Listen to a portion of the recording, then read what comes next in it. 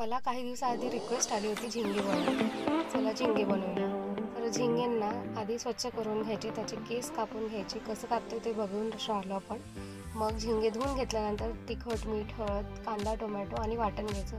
साधारण ते कढईमध्ये 3 चमचे तेल घालून त्यामध्ये मोहरी, कसुरी मेथी आणि मग कांदा त्याला परतवून घ्यायचं. कांदा परतल्यानंतर टोमॅटो घालायचा, त्याला पण परतवून घ्यायचं. मग 2 चमचे वाटण घालून वाटणला शिजू द्यायचं.